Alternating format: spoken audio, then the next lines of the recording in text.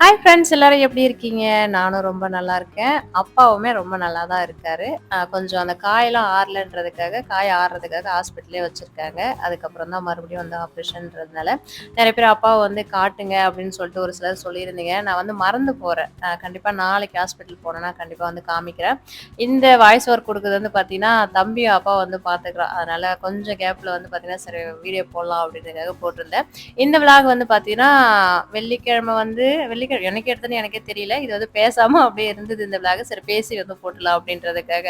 இதுக்கப்புறம் விளாக் எடுத்தா தான். நார்மல் ரொட்டீன் வந்தாச்சான்னு கேட்டீங்கன்னா, இன்னும் கிடையாது. வீட்ல இருக்கிற வேலையெல்லாம் முடிச்சுட்டு ஹாஸ்பிட்டல் ஓடி, இல்லைன்னா ஹாஸ்பிட்டல்ல இருந்து வீட்ல இருக்கிற வேலையும் முடிச்சுட்டு, அதுக்கப்புறம் அங்க போறது அப்படின்ற மாரி தான் இருக்கு. சரி கொஞ்சம் கேப்ல வந்து வீடியோ பேசலாம். ரொம்ப நாள் ஆகுது அப்படின்றதுக்காக அந்த வீடியோ வந்து குடுத்துருந்தேன். அன்னைக்கு வந்து பார்த்தீங்கன்னா, காலையில வந்து கீரைக்காரங்க வந்துட்டாங்க. அரைக்கீரை தான் வந்து வாங்கியிருந்தேன். இந்த அரைக்கீரை வந்து வீட்ல கடைஞ்சாலே சாப்பிட மாட்டாங்கன்னு சொல்லியிருந்தேன் இல்லையா? பொரிச்சா தான் சாப்பிடுவாங்க. இன்னைக்கு வந்து கடைஞ்சு பசங்களுக்கு வந்து குடுத்து அனுப்பிட்டு, முட்டை தொட்டுக்க வந்து செஞ்சிடலாம் அப்படின்னு தான் பிளானு. மினி இட்லி செஞ்சுட்டு அதுக்கு வந்து சட்னி அரைக்காம பொடி இட்லி மாரி செஞ்சிடலாம் அப்படின்றதுக்காக தான் செஞ்சுட்டு இருந்தேன். ஒரு சிலர் வந்து இந்த மாரி நின்னுகிட்டு செய்றதுனால, நின்னுகிட்டே செய்றீங்க போல இருக்கு அப்படின்னு நெனச்சுக்கிறீங்க. அப்பலாம் கிடையாது. கொஞ்சோண்டு வீடியோ ஷார்ட்ஸுக்கு மட்டும் கொஞ்சமா எடுத்துட்டு, அதுக்கப்புறம் ரொம்ப நேரம் நின்னு இருந்தா வந்து கால் எனக்குமே வலிக்க ஆரம்பிச்சுரும். அதனால பார்த்தீங்கன்னா, டிவி வந்து பார்த்துக்கிட்டு உட்காந்து தான் கீரைலாம் கிளீன் பண்ணுவேன். அதுக்கப்புறம் வெங்காயம், தக்காளி கூட பார்த்தீங்கன்னா, ஓரளவுக்கு அங்க கட் பண்ணிட்டு, முடிஞ்ச வரைக்கும் கட் பண்ணுவேன்.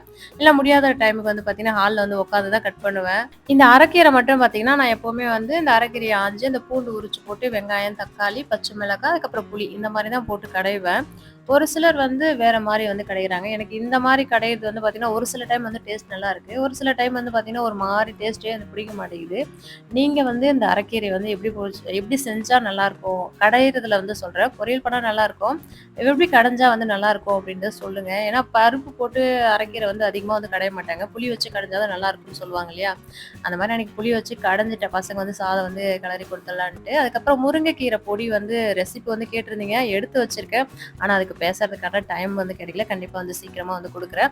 அந்த முருங்கைக்கீரை பொடிய தான் வந்து கொஞ்சமா எண்ணெய் விட்டுட்டு, அது கூட நம்ம செஞ்சு வச்சிருக்க கருவேப்பில ஏதாவது சேர்த்துட்டு, கடலப்பருப்பு, உளுத்தம் பருப்பு கூட சேர்த்துக்கலாம். நான் கொஞ்சமா சேர்த்துருக்கேன். அத சேர்த்துட்டு மினி இட்லி வந்து பொடிய சேர்த்து நல்லா கலந்துட்டு, அதுக்கப்புறம் இட்லிய சேர்த்து அப்படியே சாப்பிட வேண்டியது தான். இதுக்கு சட்னின்னு எதுவுமே தேவையில்ல. வேணும்னா வந்து சேர்த்துக்கலாம். இன்னைக்கு நான் சட்னி எதுவுமே செய்யல. பசங்க அப்படியே வந்து சாப்பிட்டுட்டாங்க. கீரைய வந்து கடஞ்சுட்டேன். அதுக்கப்புறம் தொட்டுக்கிறதுக்கு வந்து ஆம்லெட் போட்டு தருவான்னு கேட்டிருந்தேன். இல்ல இதுக்கு வந்து முட்டை அவிச்சு வந்து குடுத்தா நல்லாருக்கும்னு தான் அன்னைக்கு பசங்களுக்கு அந்த மாரி தான் குடுத்து அனுப்பியிருந்தேன்.